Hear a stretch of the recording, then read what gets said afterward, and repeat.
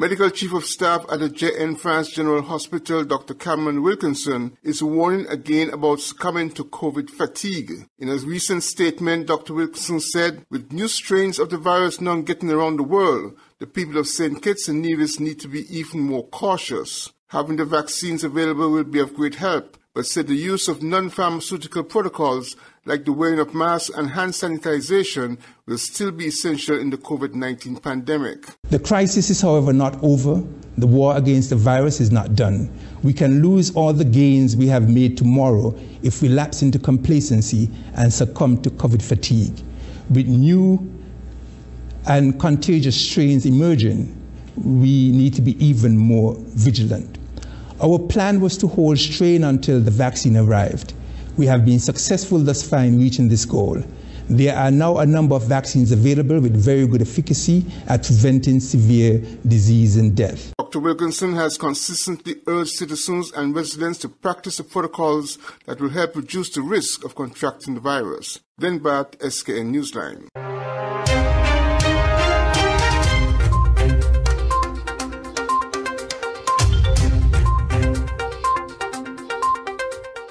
Vaccinating frontline workers, first in St. Kitts and Nevis, followed by vulnerable persons in our society, is the correct strategy, says former Chief Medical Officer Dr. Patrick Martin.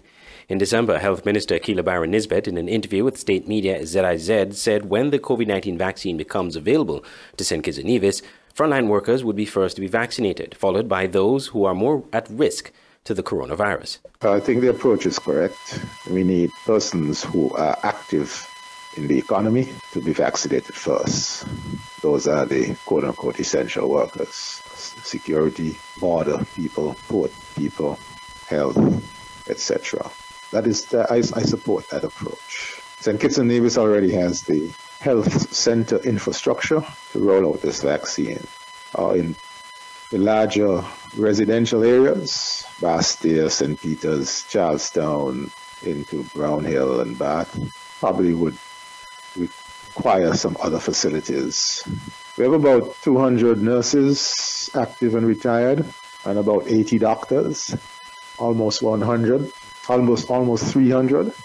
We can administer, each of us, 10 vaccines in an hour, so we can administer 3,000 a day in an hour. And the population that is 16 and over, that's maybe about 30,000. That's, I think, about somewhere around 30,000 persons 16 and over. Those who are essential, that should be mandatory. For the rest, it's voluntary. I think we can vaccinate. We can give first dose to 25 to 30,000 persons in a week. Dr. Martin also believes that persons should reserve the right to be vaccinated as opposed to it being mandatory, as is the case with certain vaccines. He, however, believes the coronavirus vaccine is safe. COVAX facility is going to go after the vaccine that is affordable and easy to refrigerate. That's at this point in time, that sounds like Oxford AstraZeneca and Johnson & Johnson at this point in time. The efficacy threshold set by WHO is 50%, and all the vaccines we have spoken about so far are over 90%. So they've met that benchmark. The next step is the price and the logistics in relation to storage, transport. St. Kitts and Nevis has been allocated 21,600 doses of the coronavirus vaccine, and that will cover about 20% of the population. This should arrive mid to late February. I'm Andre Huey for Skn Newsline.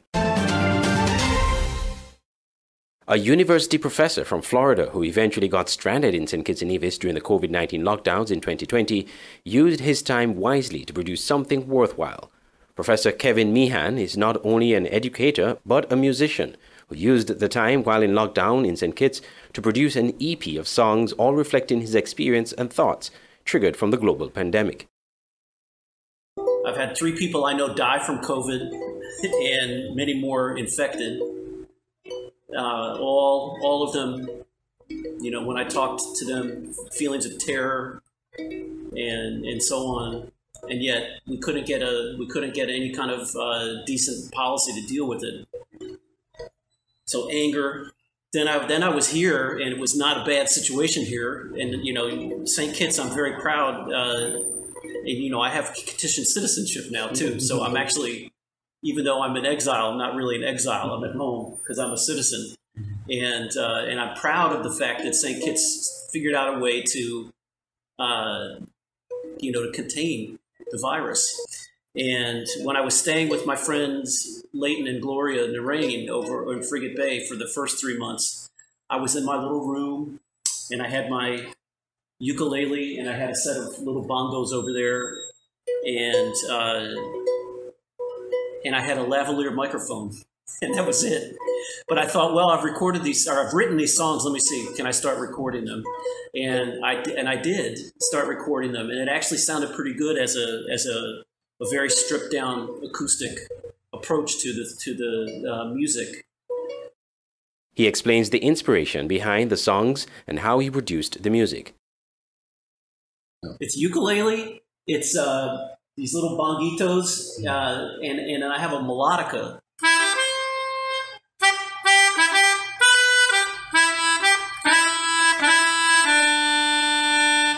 And I added that in as little melody parts on some of the songs. The EP is called When We Get Out of Here. When we get out of, A-O-U-T-T-A, when we get out of here. They still break down on a reef. You want to get in, want to swim. You can't tell what lies beneath. Riptides, people drown. They went under, they stayed down. They try to go it on their own, but you can't make it all alone. That's social ideal. The EP has 7 tracks and is available at all digital music outlets, including streaming platforms. A full album will be released by June this year, where the songs can be accessed at a donation. www.sugarcitymusic.com. The full interview with Professor Meehan will air on Voice of the Caribbean Radio at www.voiceofthecaribbean.net in a subsequent broadcast of Let's Talk St. Kitts and Nevis, Tuesdays at 10 a.m. I'm Andrea Huey for Skn Newsline. February is Black History Month. Each day on our newscast, Skn Newsline will be highlighting Black iconic Caribbean people who have made a valuable contribution to our societies. Dame Mary Eugenia Charles is a lawyer and politician who served as Prime Minister of Dominica from 1980 to 1995. She was the country's first woman lawyer and one of the first women prime ministers to serve the Caribbean. Eugenia was the granddaughter of slaves. Her father's success as a fruit exporter and later as a banker enabled her to receive an excellent education. After completing high school in Dominica, she received a bachelor's degree from the University of Toronto and a law degree from the London School of Economics and Political Science. In 1949, she returned to Dominica and practiced law in Roseau. Eugenia became politically active in the late 1960s after the Dominican government passed legislation limiting dissent. She was selected to be head of the new Dominica Freedom Party, a broad-based political party comprising diverse opposition groups, which she helped formed in 1968. Charles was appointed to the legislature in 1970, and in 1975 she won a seat to the House of Assembly and became leader of the opposition. During her retirement, Dame Eugenia continued to work around the world promoting human rights and democracy, becoming also a co-founder of the Council of Women Leaders. To many abroad, she was the Iron Lady of the Caribbean, but at home she was simply Mamo, the affectionate term for leader. She died on September 6, 2005.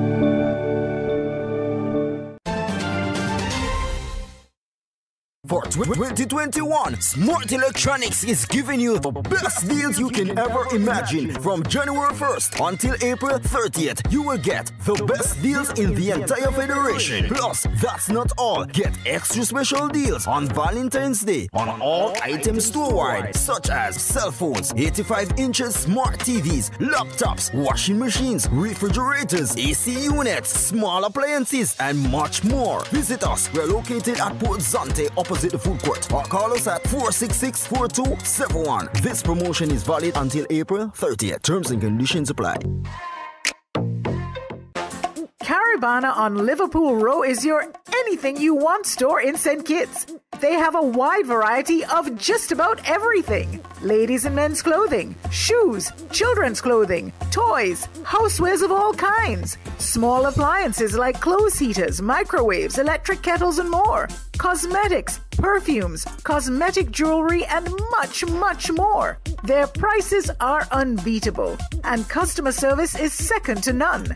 Shop at Caravana on Liverpool Row Bastair. Call 465-1745. At Caravana, find value supplies at great prices.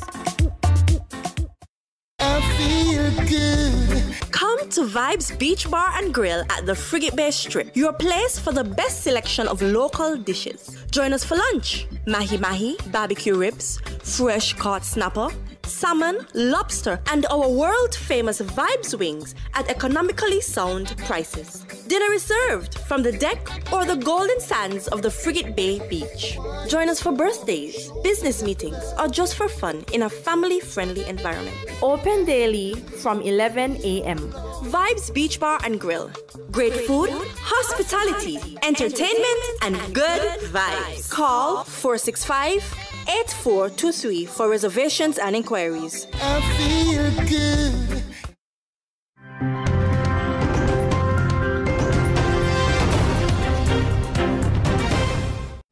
The search for kidnapped victim, 23-year-old Andrea Barrett, ended on Thursday after her body was found.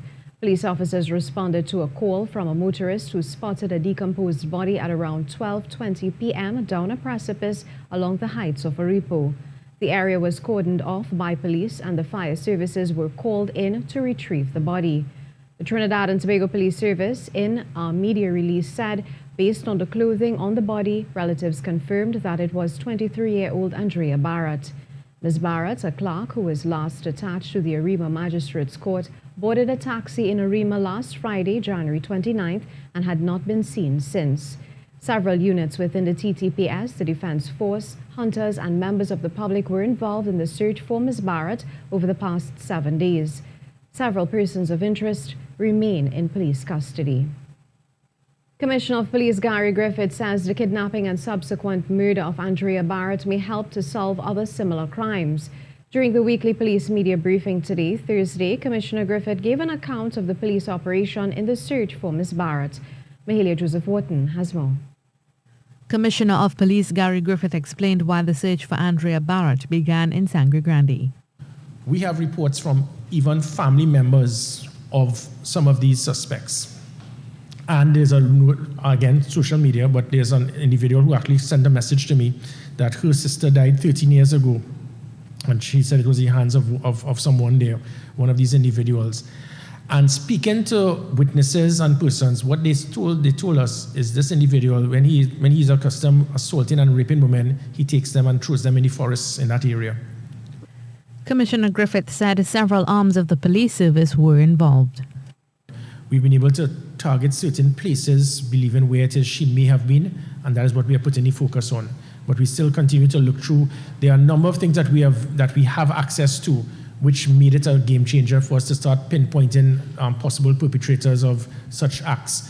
And through the use of technology and other aspects, we've been able to, again, deal with it. He also defended the efforts of his officers as he responded to criticism by an attorney that the police service should have used CCTV footage to retrieve Andrea. We do not have cameras all over the country. In Trinidad and Tobago, we have about 1,800 CCTVs cameras, and out of these cameras, less than 1,000 are operational. When you look at each camera, it is not the type of camera that you will see in London, Chicago, New York City. The cameras were designed probably a few years ago to deal with the summit and Chogam. So these cameras don't have facial recognition per se or license plate recognition. Commissioner Griffith also noted that the kidnapping of Andrea Barrett has highlighted this country's flawed criminal justice system. Mahalia Joseph Wharton, TTT News. Commissioner of Police Gary Griffith is assuring that 2 of the suspects in the kidnapping of Andrea Barrett were not tortured while in police custody. One suspect has died and another is in intensive care being subdued by police. The commissioner also chastised some media houses for their coverage of the incident. He accused them of using a false and misleading statement to allude that the suspect died because he fell off a chair. That, I think, is very irresponsible because that is not how the Trinidad and Tobago Police Service operates. Thankfully, for days, the last 72 hours prior to this, many persons were making some very serious comments and recommendations, alluding to being a virtual, to torture persons. And I, as the Commissioner of Police, and it is recorded on social media, where I stated that that is not how the police service operates. The commissioner was questioned about the timeline in which family members found out about the death of the suspect. It is alleged that they found out that he died 2 days later. Commissioner Griffith said he died at hospital and not under police care or supervision. I do not have the information as to when it was done. It may very well have been done, and it could have been another family member. You speak about the family. Are you speaking about the immediate family? We have to be very clear, and I have to be very clear as to every single comment that I make, because for all we know, that it may very well have been his next of kin had the information, and another family member you spoke to did not have that information. So until we can get the facts, it will be inappropriate for me to make any further comment on that. He said in such instances, the next of kin is notified if their relative dies. The Commissioner of Police is suggesting that a PH taxi database be created. This, he said, would give officers of the Trinidad and Tobago Police Service a better profile of taxi drivers within their divisions. This in light of crimes of violence against women by PH taxi drivers with criminal records.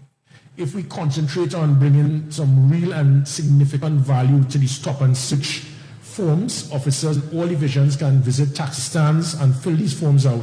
So we can then have a PH database, and then with that database we can draw reference to see about possible drivers who may even have criminal records, so we can actually keep monitoring persons of interest. He said the TTPS has the authority to do this under the Motor Vehicles Act.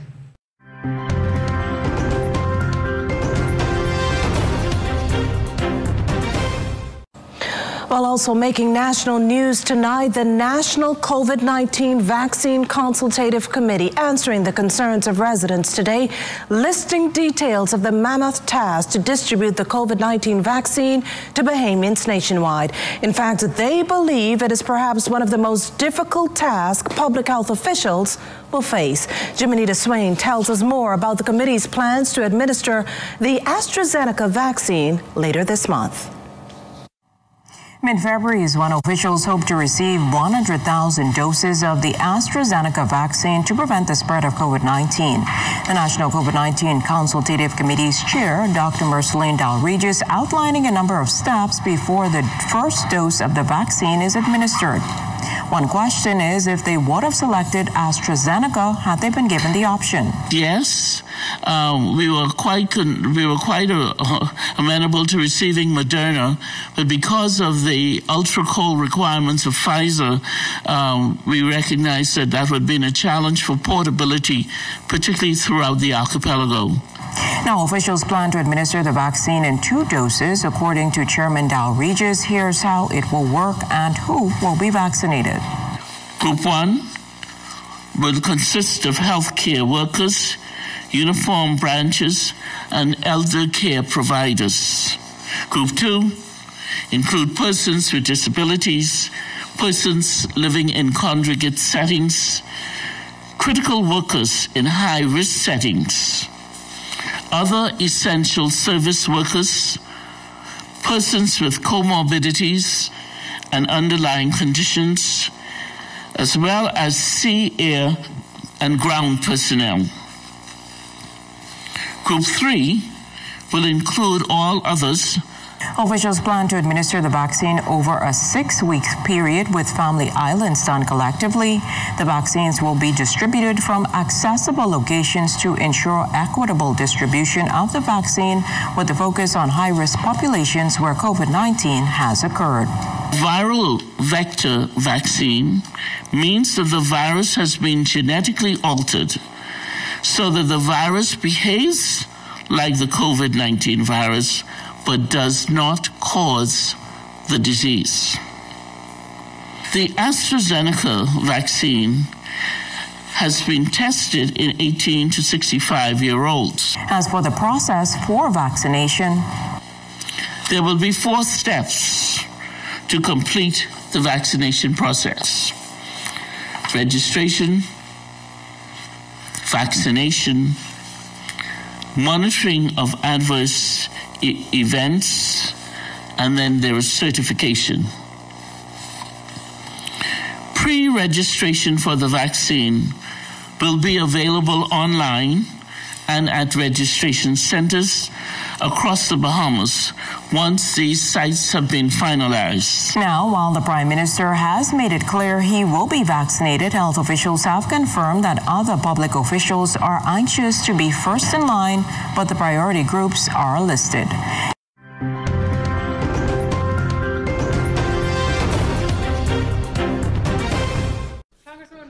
At the debate on whether to remove her from her committee positions at the House of Representatives, Marjorie TaylorGreen argued that all she was guilty of was querying established narratives. I was allowed to believe things that weren't true, and I would ask questions about them and talk about them.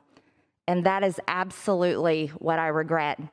Because if it weren't for the Facebook post and comments that I liked in 2018, I wouldn't be standing here today. Among the viewpoints that she's expressed support for are the QAnon conspiracy theory and the belief that school shootings and 9/11 were hoaxes.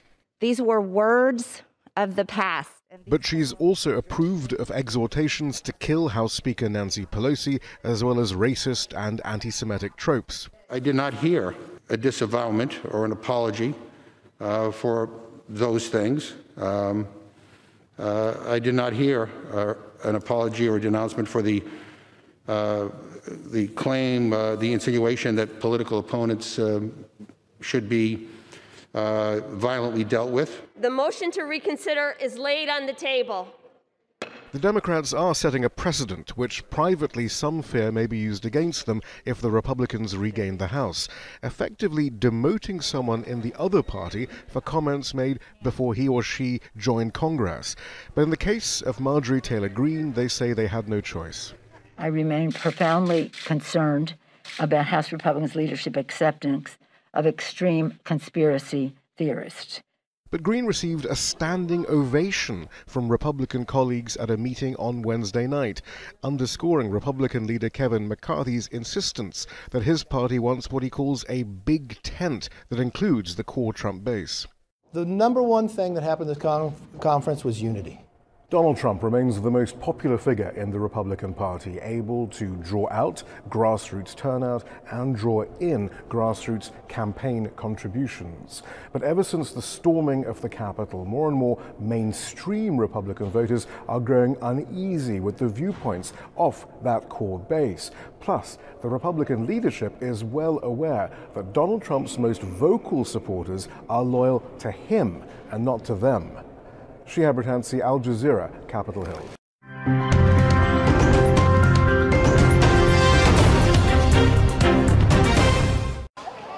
This is the early morning rush at Pasar Senen, one of Jakarta's busiest stations.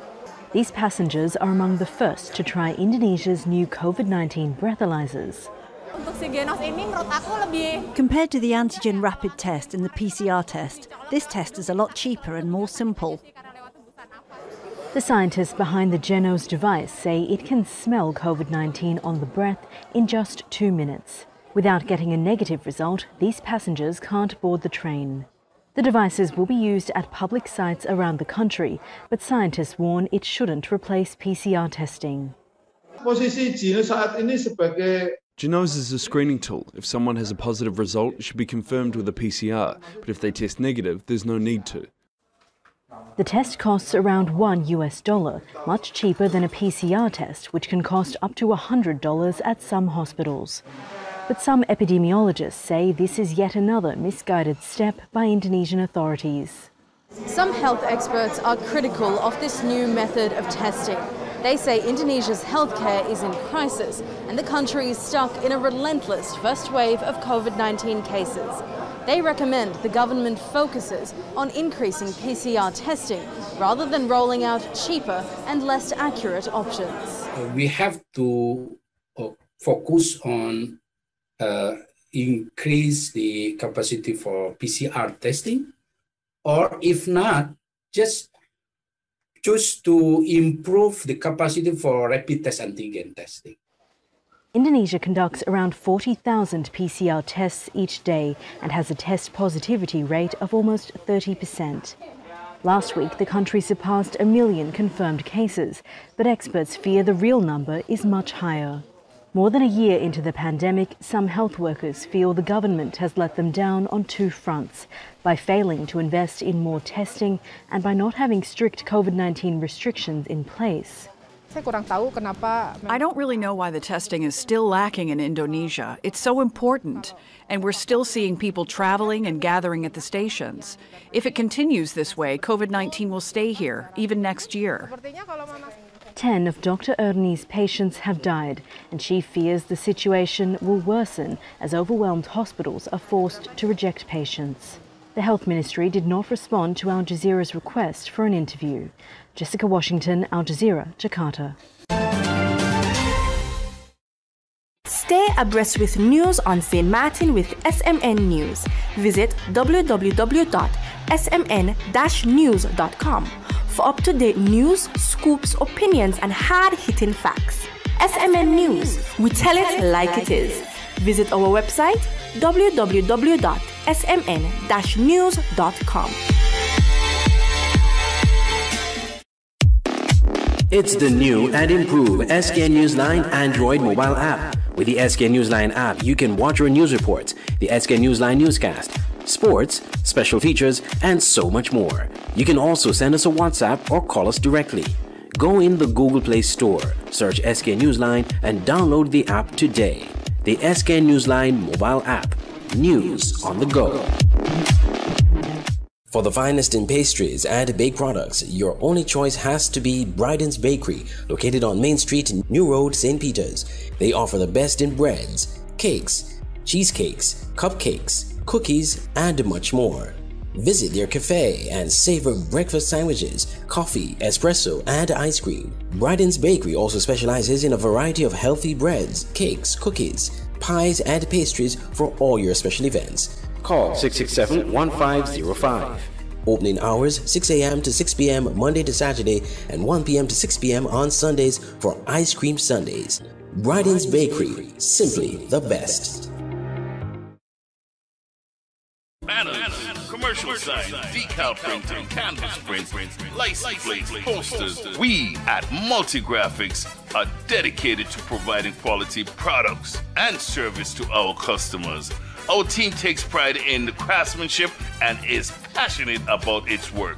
Every job, large or small, is important. Most of our customers come to us through referrals. That's because our #1 priority is service.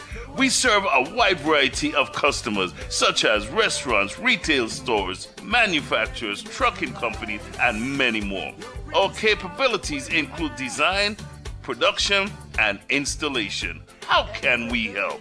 We are located at Bird Rock at the Woods Right compound. Call us at 869-763-1511 or 784-491-7599.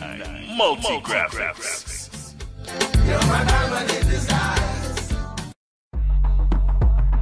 On behalf of management and staff of Auto Plus, we want to wish you a Happy New Year and a prosperous 2021. Located on the College Street Gut, Bastille, St. Kitts. Bring your car to Auto Plus Car Wash to remove water stains, wiper marks.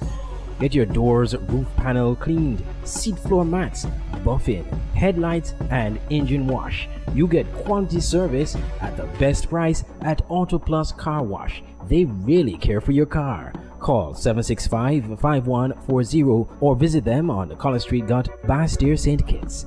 Auto Plus Car Wash, where service is #1.